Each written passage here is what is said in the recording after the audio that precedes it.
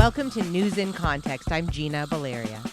This is Civity Week on News in Context. Civity is an organization working to engage people across community and societal differences, often differences involving power structures that can leave one group feeling left out or marginalized. Civity is also a concept, a culture of deliberately engaging in relationships of respect and empathy with those who are different. In this episode, we welcome Marnita Schroedl, CEO of Marnita's Table, and Lauren Williams, Marnita's Table's training manager and executive administrator.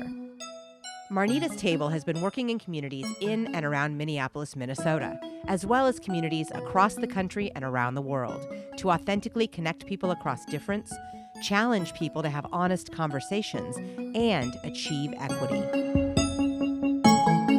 Marnita and Lauren, welcome.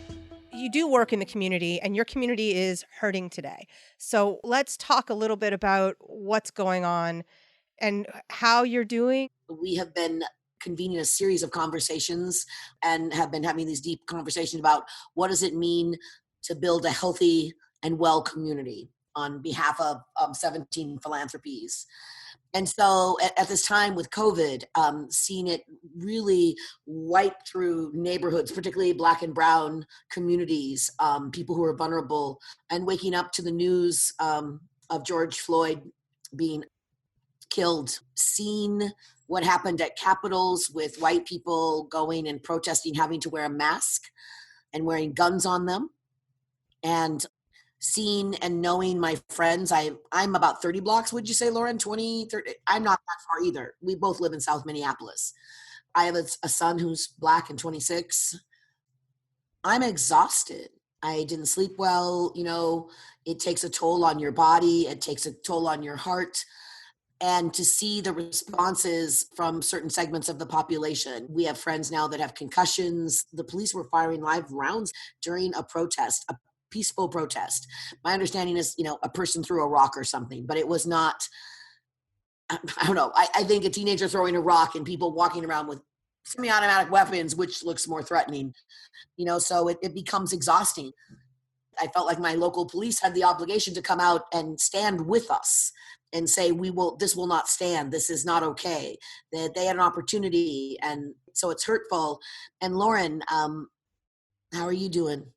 It's interesting to be in a position, and often those who do hold space for community, they are also from those communities themselves. And so it's that duality of your identity having to and wanting to and having the responsibility to make space and make sure that you're still holding a comfortable place for people to come and express however they're feeling, but then also having your own emotions that you have to manage. I was not anticipating how emotional I would get when this actually happened to my own neighborhood, right? And I see it around the country all the time. And then when it happens to you, it feels a little bit different. One of the things I saw on my way driving home was peaceful protesters. I saw families and children, and it was so diverse and so beautiful. And I don't know if everybody gets a chance to see that on our television, which makes me sad. In this community, it's been a diverse mixed community for generations, because I think it was 38th Street, then 42nd Street, then 46th Street. Those were the dividing lines where people could live if you were Black or white. And so historically, it has been a very mixed community. So I feel like it hurts even deeper because we've been working on being together for so long, for so many generations. And Marnita's Table has been doing a lot of that work to help people in the community find a voice and connect and talk a little bit about how they want to engage with the community. So I'm wondering if you can talk a little bit about the work you've been doing and what that means to you in light of what happened, how you want to move forward. It's important to understand even where the roots of Marnita's Table comes from. I am 58 years old now, and I was in 3 homes before I was 3 years old. When I was born in 1962, my body was evidence of a felony in 17 states based on the anti-miscegenation laws of my country. And I like to point this out because at a time when we're talking about something like crime or police presence in a community. So many people do not know the history of our country. They actually don't know that things like vagrancy laws were created simply to stop Black people to see if they had a dollar, and they were never meted out against white people. Lauren was just talking about the 38th Street Bridge, where they separated the white neighborhood from the Black neighborhood. We actually have a series of events called Building Bridges and Breaking Bread. And we actually go to places in our country that were where the federal highway system was put in intentionally to segregate white and Black neighborhoods. So we do very symbolic events, hundreds of people. Everything we do is an equity model. So we are not a charity model, and we are not a model about like, oh, we're going to have a fluffy dinner party. Our model is all about making sure that people who have been marginalized and left outside decision-making and resource sharing are automatically included and valued at the policy-making and resource sharing table. So we don't do a bunch of things with a bunch of volunteer help. I was white on my birth certificate, and at 7 months, clearly I'm not white. At 7 months, my melanin came in. My biological mother and grandmother, who were white, decided in 1962 that it was not a great thing to have a Black child and didn't want anybody to know, so they put me into the foster care system. And I ended up with an Irish, German, conservative, Catholic family in the Pacific Northwest, growing up in a town that was, I was the only Black person in the town, and its claim to fame was it had the largest population of Ku Klux Klan west of the Mississippi. And that's where I grew up. In third grade, I lost all my hair. I left home at age 16 with $5. By then, I'd already attempted suicide 4 times. And I said that if anybody came to my door and wanted a seat at my table, I would not turn them away. I didn't want anybody to feel unwelcome. And I always had kind of a private love of neuroscience, of how things worked, how people's brains worked, how they made them fearful or not fearful. And many years ago, I went on to be a senior executive in corporate communications and media relations. I was sitting at Target Corp with a group of senior brand leaders, and they were talking about, have you ever been to a Target store, by the way? Oh, yeah. Did you spend more than you planned to spend, Gina? Of course. I went in for one thing. Okay, so they know that, by the way. They know on average you are there for one thing: a bag of kitty litter, tampons, whatever. I mean, like you're there to get like your thing, right? Right. And you're there and you get the thing. They said on average a person went in to spend $9, and how they moved them through the space. And the sight sounds, the experience, the engineered experience, on average a person spent. Want to make a guess what they spent? For me, it's like $50 to $75. I'd say 50. Well, they actually said it was 90. No. So it was 10 times. So if you went in to spend $15, they spent 150. If you went in to spend $9, you spent 90. Wow. That isn't true for everybody, but think about that, right? At the time, I was a senior leader and I worked in corporate America, and I was always the only woman in the room and the only Black person in the room. And so white men would turn to me and say egregiously racist things like, well, Marnita, we'd hire more Black people if they were all like you. And the sad thing is I'm 58 and Lauren is 26. So for Lauren to know that that stuff happens means that we haven't moved far enough from the days, right? Like we haven't progressed beyond that. There was all this, anti-racism training, white privilege training. And I watched white senior executives go into a room, lean back, cross their arms, and their brains were shutting down. You'd say the word privilege, their brains would shut down. They wouldn't see anything about the laws that were erected. They would see you thought they didn't work hard. And even using the term white privilege wasn't very effective because, in fact, we weren't arguing to take away their privileges. We wanted the same privileges, right? So it shouldn't be privilege. It should be normalcy, like white normalcy. Like, right. That's what I want. I'm not looking for privilege. I'm looking for what a white person can take for granted. Right. Having this little toolkit around experience engineering, I wondered, was it possible? Could you take a room of people who may not know each other and compose a room in such a way, if Target can extract wealth from you, when most of us would say we're good stewards of our financial resources, and most of us don't like the idea that we are racist, I wonder if it might be easier to extract the preconceived notion of the other from your mind. Yeah. Right? That was a kind of a new way of looking at it. You also say radical hospitality. You use the word intentional, making the invisible visible. These really powerful and very targeted and specific phraseology to help define what you do. And talk to me a little bit about why it was so important to get the language so precise and how that's helped drive the work. Yeah, well, Marnita comes from a communications background, so I think that that helped a lot. But what we do is so very specific, and without the language, it's very difficult to paint a picture of what it is we're actually doing in a community, intentional. So everything that we do starts with research and reflection first. Every time we work with a community, we have a couple of conversations just about the landscape. What are we walking into? What's the history of this community? Who are the people? Who are the people that are often not seen, not heard? How can we work together equitably, not only with you as our partner, but in this community? What is it that you all need to be successful? What are your goals? And then sometimes, depending on the community, we'll actually bring in community members themselves to say, these are the things that we want to see come out of this project. We are very front heavy in terms of the research that we do to better understand the needs of a community before we convene them. And I don't know if that's very common. And so we always want to make sure that people, not only through our action, but through our words, understand that we're trying to be as equitable as possible and really see them and their communities for who they are and add the value that we can. Can you talk a little bit about specifically what you do when you go in and walk me through the process? Well, Izzy has 5 foundational routes and 21 touch points, been tested on about 70,000 people. Marnita started this in her home and it's expanded. We now have about a team of 10, and we do this thing and we teach people how to do it in their communities. School districts and communities have now adopted it as the way that they would like to convene people. A lot of our school districts, before working with us, were getting only 20 to 30 maybe white families, and now they're getting 200 to 250 across difference. We found a way to bring in those who usually don't feel welcomed and don't feel like they are accepted in spaces. Not only do we do this, but we've taught hundreds of other people how to do it now too. Part of the Izzy model is we require that the room be at least 51% immigrant or of color and 25 to 33% under the age of 24.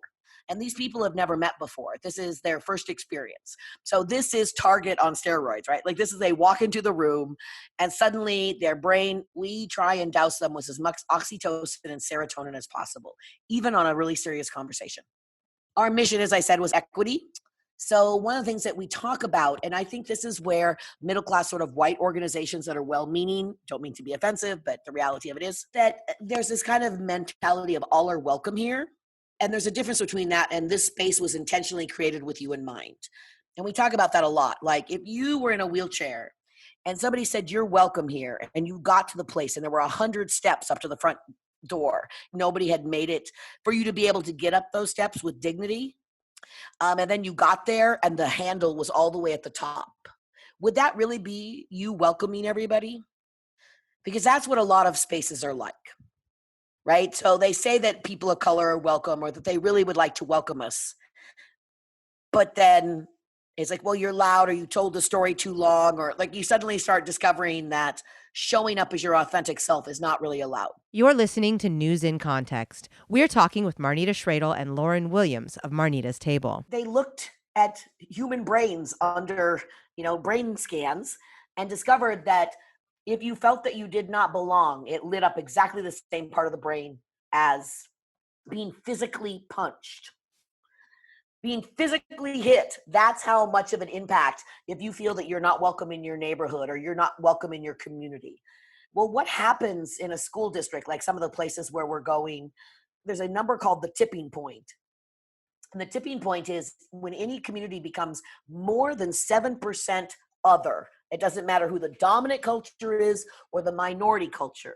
The minority culture is suddenly large enough in the community to be perceived as a threat and to be managed. We have a lot of people who are marginalized and people who come from different backgrounds.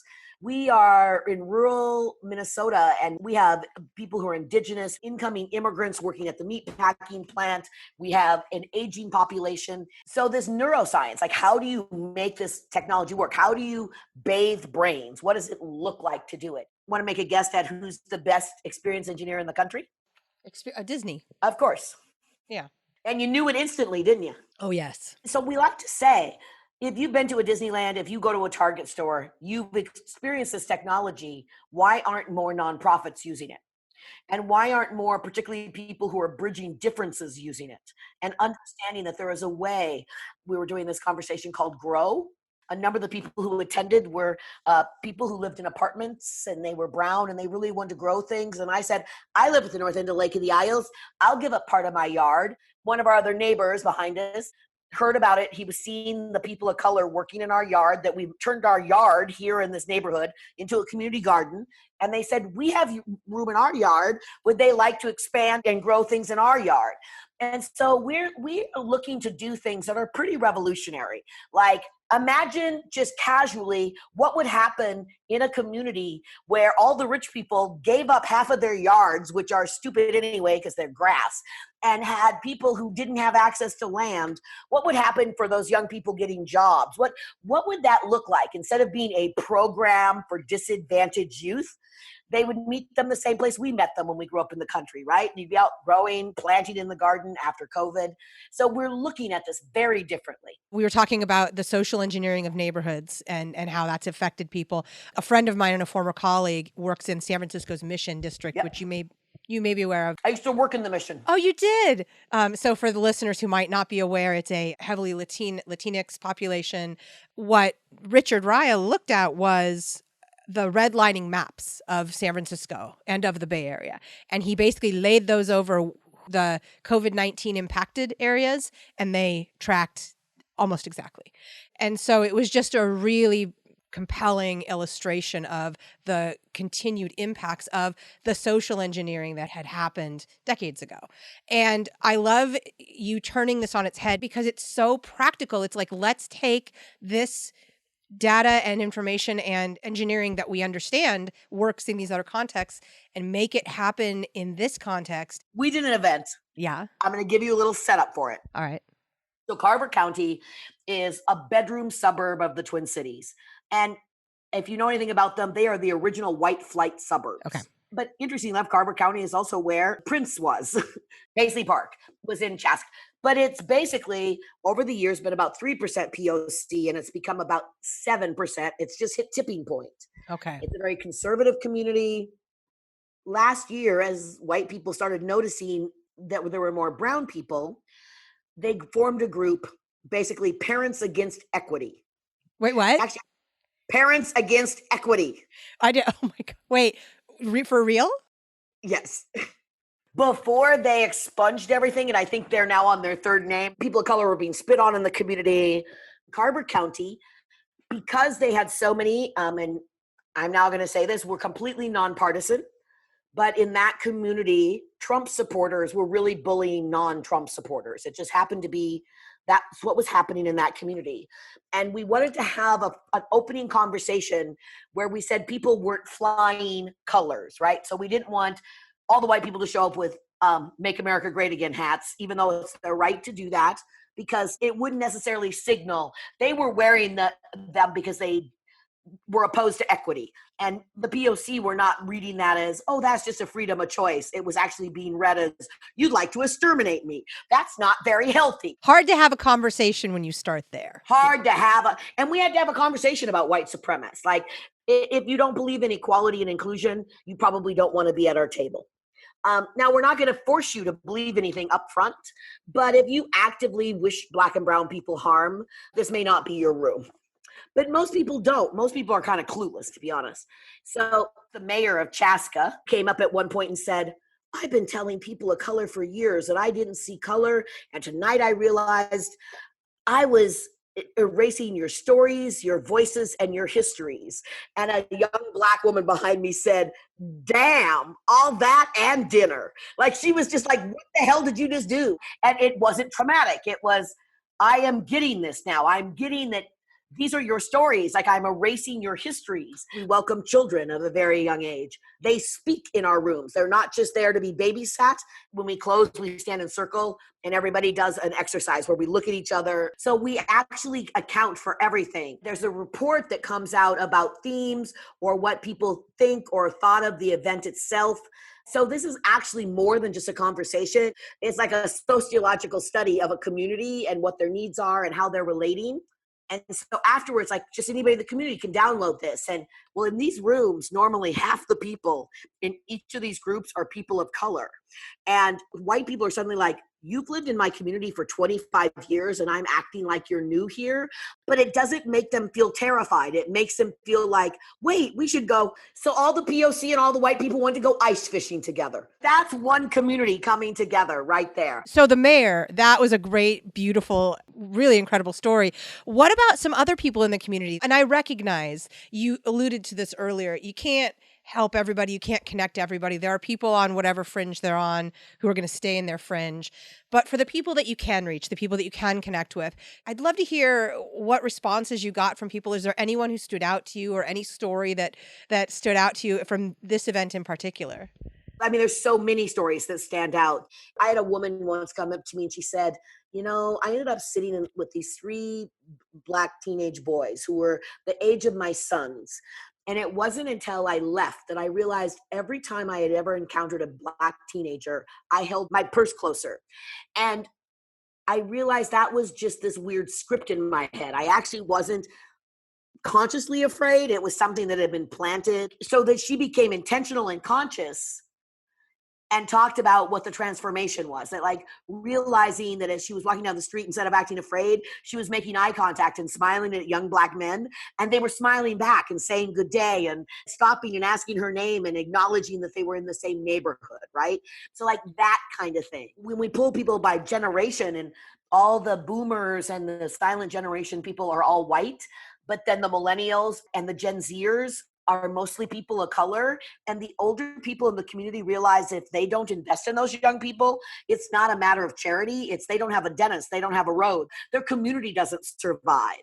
And so it's a very organic process. That's amazing. Lauren, are there any stories that stand out to you? When we were training in Izzy, we talked about the importance of the local immigrant-owned caterers having licenses and how that was just one small thing that they didn't even realize they could work with them to do to get them licenses, get them insurance, that now they all of a sudden could work with all of the event spaces in the community. And so it's really just bringing people together to say, these are the barriers, like, how do we collaborate together? And sometimes it's just one small tweak that really impacts someone's life and all of a sudden allows them to lean into the community and be a part of it and benefit from it in ways that they couldn't before because they didn't have those relationships. Yeah, and sometimes it's not about, a lot of times, it's not about like, I hate you or I fear you at all. It's about, oh, I didn't realize or I didn't know. And of course, if you're in a privileged position, if you've never experienced it or haven't been exposed to it, it's difficult to know what's going on, but that these people put themselves in a position to learn more. And then, of course, try to connect across these differences. Even like last night's Izzy, I always have the freshest one in my mind. It was a young woman of color who we were talking about the future of health, and everybody was talking just, gosh, about global issues, and it was really hard for her to lean into the conversation. And I was like, what can you do, with your family? Is there anything that you can think of? And the teenagers all of a sudden started saying all of these practical things that none of the adults had talked about. So they started talking about the importance of clothing, the importance of having a bed, the importance of making sure that you're taking your medicine and that your parents are taking their medicine, right? Like all these super applicable things that nobody had touched on because we're thinking so far into like changing the world. And the youth just brought us back to reality a little bit, right? Like what are those everyday things that we can do? And I think those are usually my favorite moments in the Izzy, where the teenagers and the young people just really bring us home, right? Like they just somehow, some way they've been listening this entire time and they know exactly what to say to put the cherry on top. I love it. Well, do you remember Ariana in Seattle? Yeah. We had a little girl. She was 8 years old, young Black girl. And she was sitting at the table by herself and she looked kind of sad. And I went over and said, "What's going on?" She said, "Well, my mom wants a taco, but I want to go." Our food is always appropriate for vegan to carnivore, and we do a feast. That's one of the touch points. Honoring food that honors people. So the little girl says, "But I want to go to the Neo Soul Food line, but my mom is over getting tacos." And I said, "Well, you could come with me to the Neo Soul Food line." And she looks at me and I have the mic in my hand and stuff. And she's like, "Well, my mom might be worried that you'll kidnap me." And I said, "Well, you can go ask your mom. I'm the facilitator, so it's going to be hard for me to run away with you because I'm going to be on the mic a lot tonight." So she goes and her mom says, "Okay." And she comes and we get food and she comes back. Well, by the middle of the event, this girl, when we do things, we call it sharing power and surrendering the mic. We leave a lot of time for people to really have a conversation in small circle, like an hour. We have time for people to breathe in and out, really think about each other. And we said, choose somebody who's not normally handed the mic at your table to share out. And this little girl is chosen by her table. And she gets up and she says, technology is a threat to our health and well-being. I said, "Well, can you expand on that?" She said, "Well, sometimes we're so busy looking at our digital devices, we're not paying attention to each other." And she riffed on it for a few things. And then afterwards, white men came up and said, "I wanted to hire that 8-year-old girl. She was so smart." And suddenly it flipped what I thought of what excellence and leadership, but it didn't do it in a way that made them ashamed. It was in a way as though they'd had a blinder on and they took it off. And so we like to say we render the invisible visible in a way that they can actually look at it and it doesn't harm them, but they can see how it helps them. We've been sheltering in place. There's still some physical distancing going on. How is Marnita's table working with that or in that context? We were going to different regions across the country. We were actually flying out and bringing folks together in person before we were sheltered in place. We've never done this before, but the community needs this. And let's figure it out. So we had our first digital Izzy, and for 6 weeks, the end of March to mid-May, we held conversations every single day on different topics. So one of the topics on Mondays was parenting during the times of COVID. We had a conversation on gratitude and wellness. We decided to keep that conversation every week. So it's Tuesday at 10 o'clock Central Daylight Time. Then we had another conversation about comedy and can we laugh? Is it too soon? Can we just enjoy some of this and laugh about it while we're together? And then we also had a global conversation. So Marnita and I looked at all the major cities and the times and tried to see, okay, what would be a time when most people would be awake around the world? And we said it then, and we would have people call in from the Middle East, call in from Europe and India. It was awesome just to see what is it like right now in your community. And do you have any tips for all of us? Now we are holding 2 to 3 conversations every night in specific communities, asking them, A, how are you doing? But then B, what do you want to see for your future? Now that you've seen this, what do you want? And is there any way that you see forward, right? Are there things in your communities right now that you think should be highlighted and partnerships that you think could be made to create the future that we want to see? Sparking these things in people can hopefully help them connect. Yeah. One other thing that we often say, people talk about cross-cultural competency, but instead we say, well, you can't be competent in someone else's culture. Who's measuring that, right? There is no test. So it's really about cross-cultural humility and curiosity and understanding, right? It's the journey. It's those relationships. It's the seeking to know more and wanting to know. Thank you to Marnita Schroedl, CEO of Marnita's Table, and Lauren Williams, Marnita's Table's training manager and executive administrator.